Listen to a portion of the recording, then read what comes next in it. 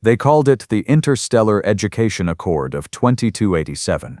And honestly, if you had told me Vreth Olan, senior cultural analyst for the Galactic Pedagogical Union, that my biggest professional crisis would involve a 5'9" mammal named Petra Vasic arguing with a 9-foot-tall Drovian administrator about whether a folding knife counted as a weapon, I would have laughed until my secondary respiratory sacs collapsed. I am not laughing now.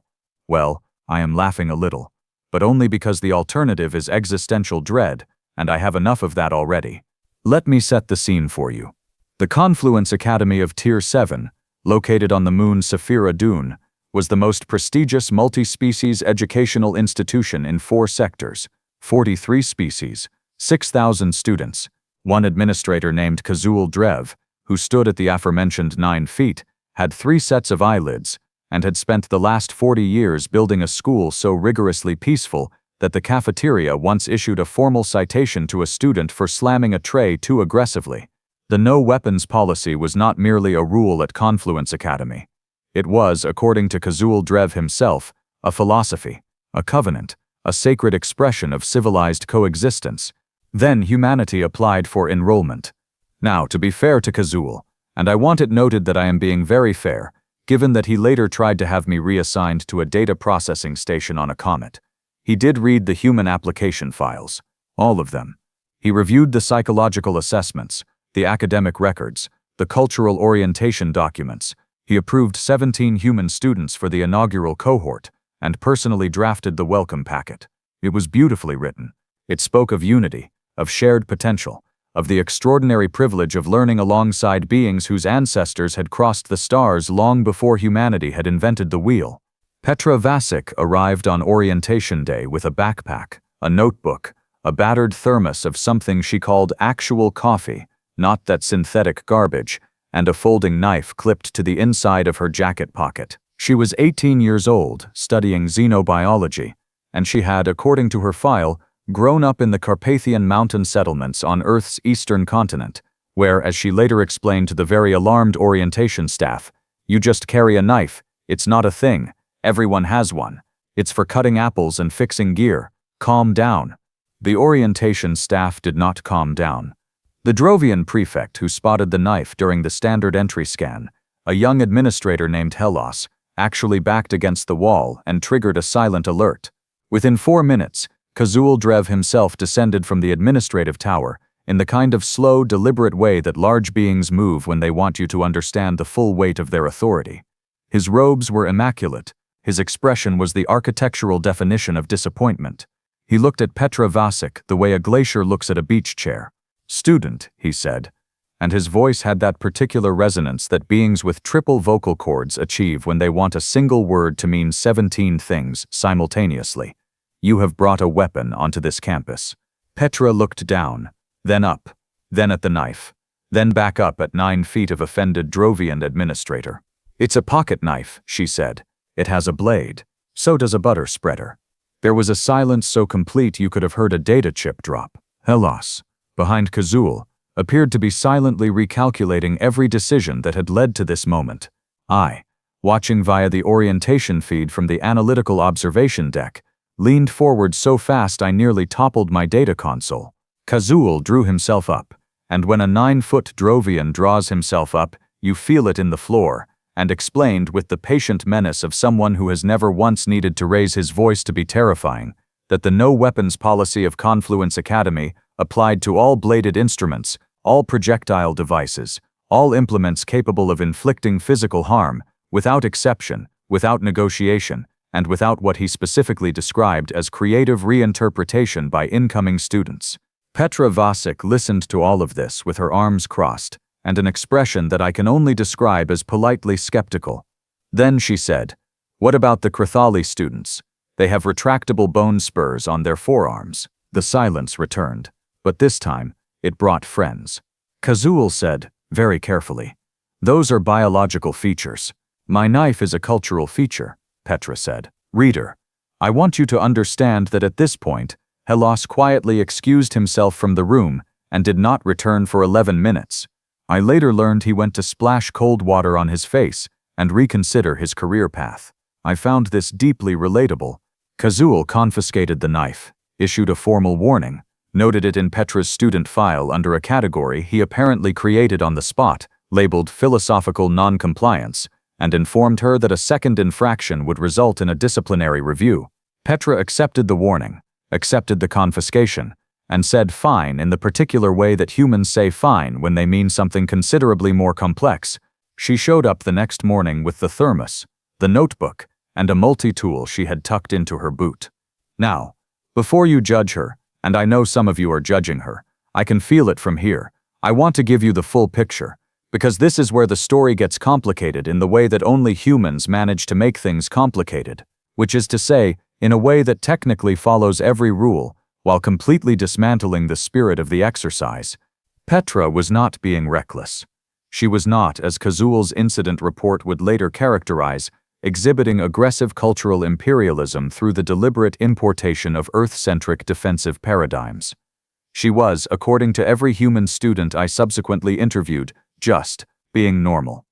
The multi-tool came out twice that first week, once to fix the broken buckle on a classmate's bag, a Sethali student named Oren Fass, who had 3 fingers and could not manage the clasp mechanism, and once to peel an orange at lunch because the Academy's standard cutlery was sized for species with considerably larger grips, and she had apparently tried to use it and nearly launched the orange across the cafeteria.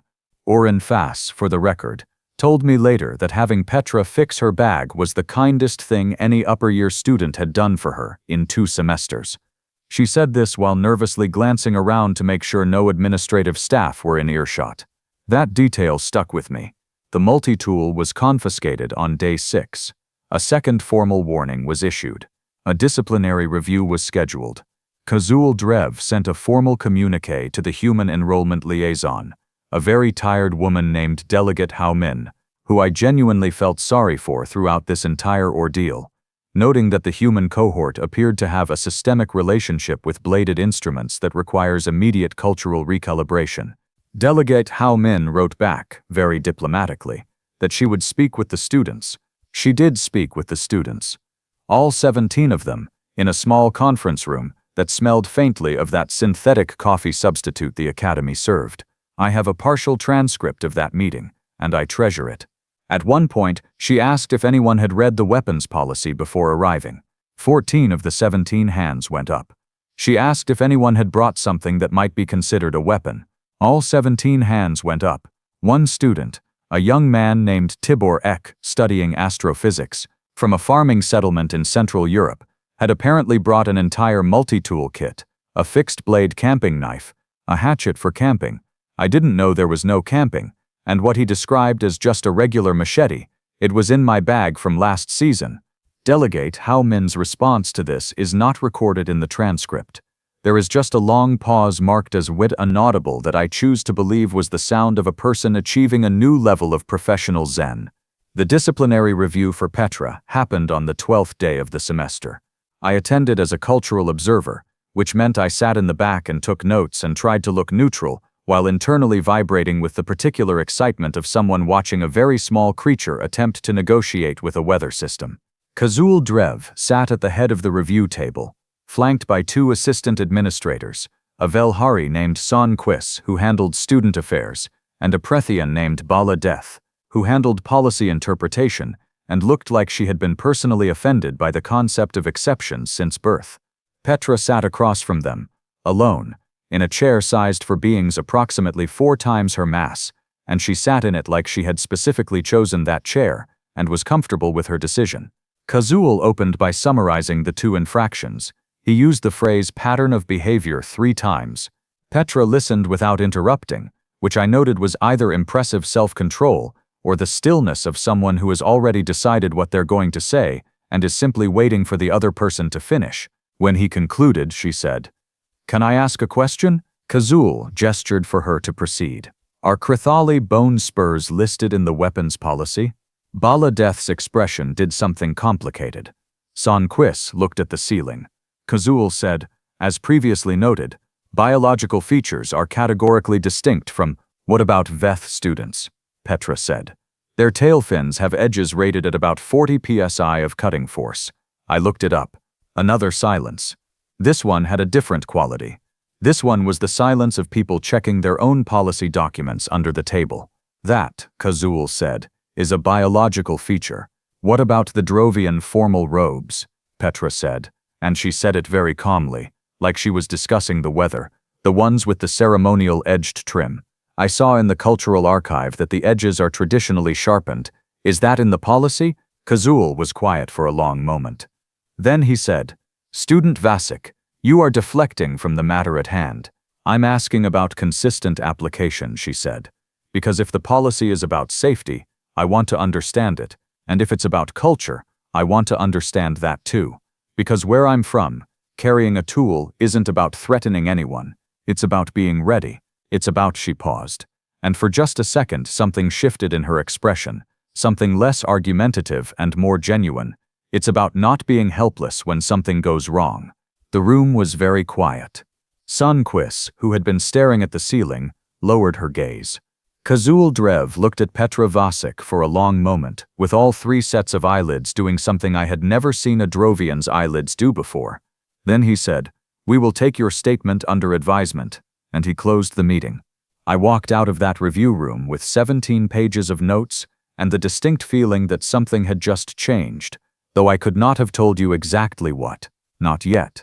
The advisement lasted 9 days. 9 days during which Petra Vasek attended every class, completed every assignment, helped Orin Fass navigate 3 separate incidents involving the Academy's door mechanisms, which were, it must be said, absolutely not designed for beings with 3 fingers, and apparently spent 2 evenings in the xenobiology lab staying late to help a Velhari student named Sunquist's nephew, a first-year named Pell, who was struggling with carbon-based specimen classification. She did this without being asked. She did this with her confiscated multi-tool sitting in an administrative lockbox on the 4th floor of the main tower, and she managed the entire time with a standard-issue Academy utility set that was comically oversized for her hands. I know this because I was watching. My job, technically, was cultural observation and documentation. My actual activity during those 9 days was something closer to witnessing, which is different, and any analyst who tells you those two things are the same has never sat in an observation room at 2 in the morning, watching a human teenager patiently explain carbon isotope ratios to a distressed Velhari student using hand gestures, because the translation software kept glitching on the technical terminology. On the 10th day, Kazul Drev called a full administrative session. I was not invited. I attended anyway, on the grounds that my observation mandate was broad and nobody had specifically excluded me in writing.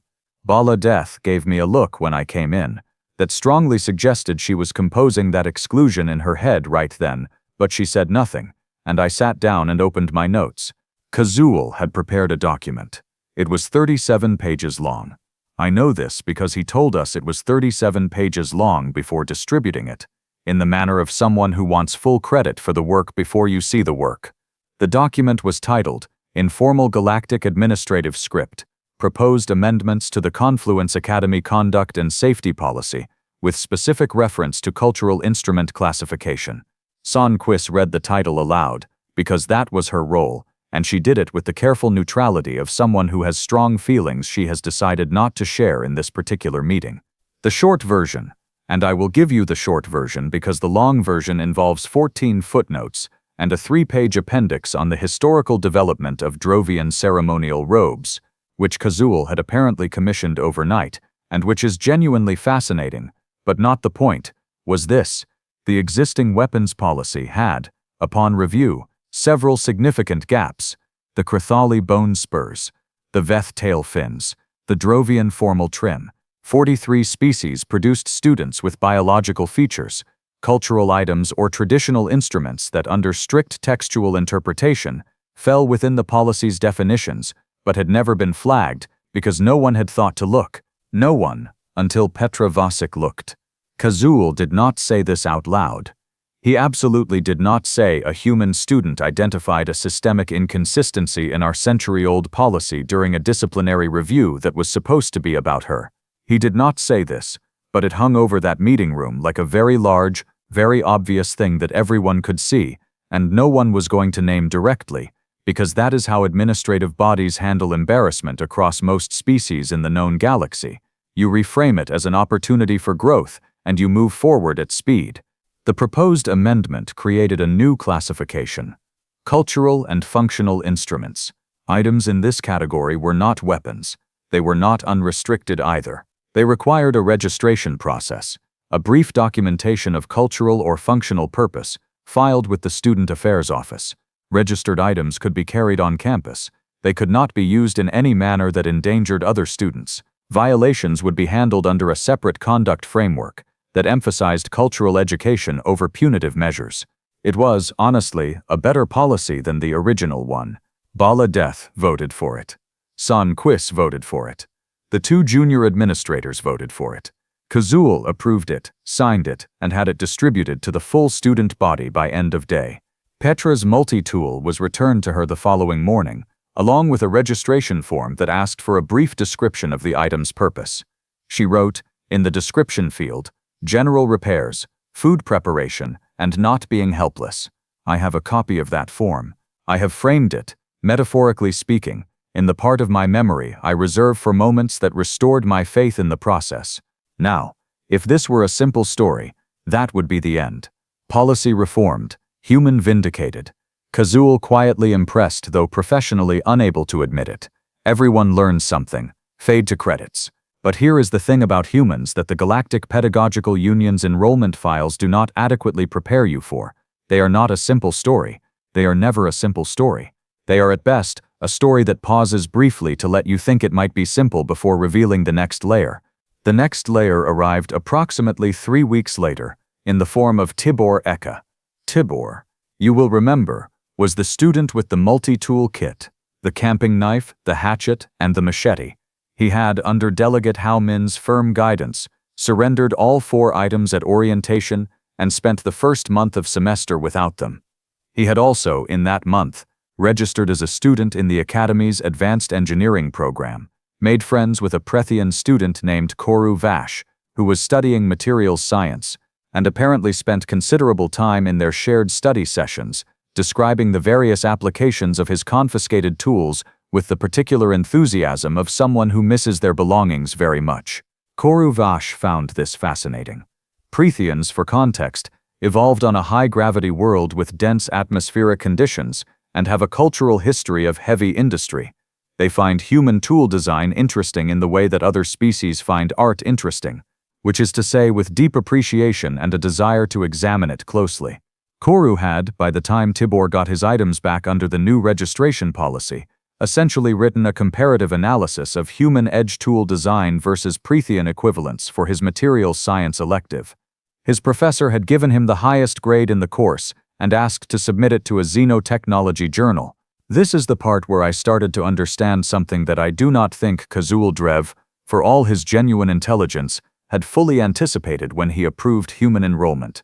The thing about humans and their tools is not really about the tools.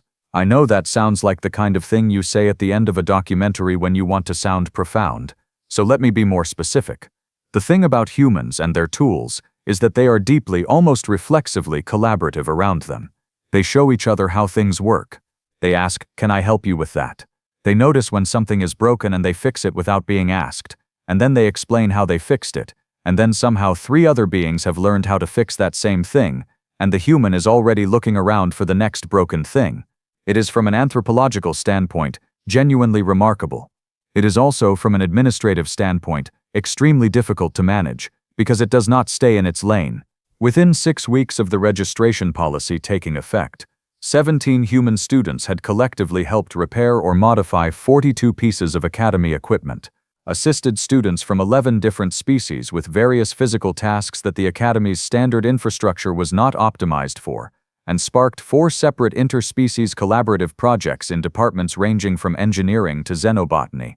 Petra Vasic had, in this same period, become something of an informal fixture in the xenobiology lab, where her habit of staying late had evolved into a semi-regular study group that included Pelda Velhari, 2 Krathali students named Uvrath and Sosin, who were studying ecological systems, and a Sethali upper year named Faro Den, who was technically a teaching assistant, and had started joining the group because, as she told me when I interviewed her, the human asks better questions than most of my actual students, and she brings real coffee, and I have no regrets. The coffee, for the record, was apparently a significant cultural event every time. The scent alone attracted beings from 3 adjacent labs.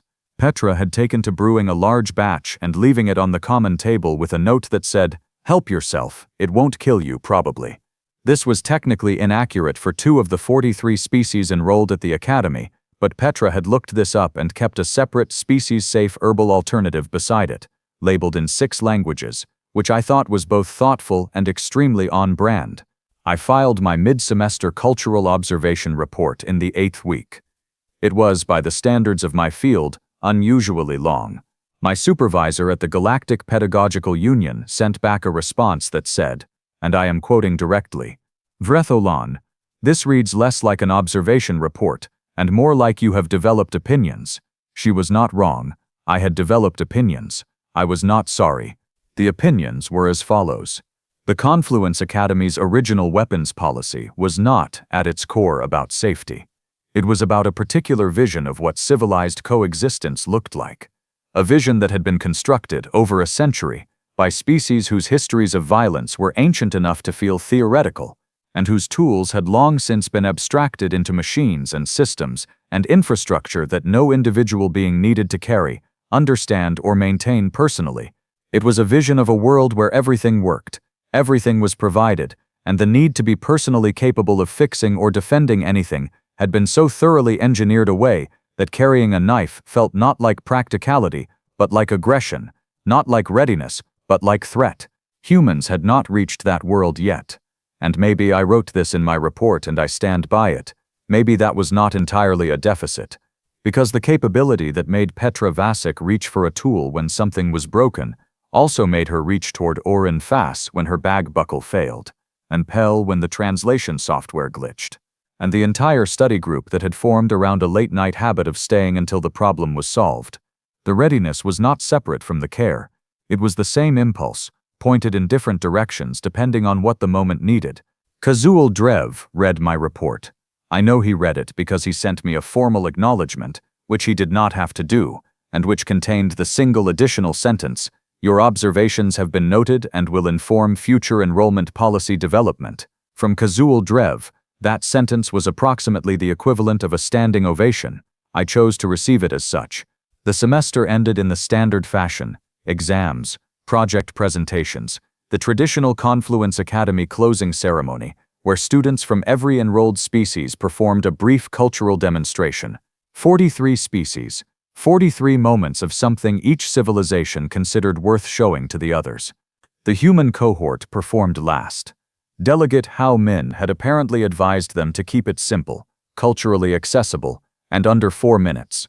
They performed a traditional cooperative work song, the kind that was historically used to coordinate labor, to keep rhythm when many hands were doing the same hard thing, and while they sang it, Tibor Ek repaired a decorative panel on the ceremony stage that had been slightly loose since the 3rd week of semester, and that 3 separate maintenance requests had failed to address. He did it during the performance, with his multi-tool. In perfect time with the music. The hall was completely silent for a moment after they finished. Then Orin Fass started clapping, a Sethali 3-fingered clap that sounds like rain, and then Koru Vash, and Pharaoh Den, and Pell, and Uvrath, and Sosin, and then most of the hall, and then all of it. Kazul Drev, seated in the front administrative row, did not clap. Drovians do not clap. Their manual structure doesn't produce the right sound. He did, however, incline his head in the particular forward angle that signifies, in Drovian formal body language, respect offered to an equal. Petra Vasic, standing in the back row of the human cohort, saw it. I was watching her face when she did. She didn't say anything. She just nodded back, once, in the way that humans sometimes communicate entire conversations in a single gesture. I wrote it all down. Every bit of it. And if anyone at the Galactic Pedagogical Union ever asks me again whether the human enrollment program was worth the administrative turbulence, and they will ask because they have asked 4 times already, I am going to hand them that report and point to that moment and say, very simply, that a species willing to fix a broken thing while singing about it is a species worth learning from. Even if they do show up with a machete. Especially, possibly, if they show up with a machete.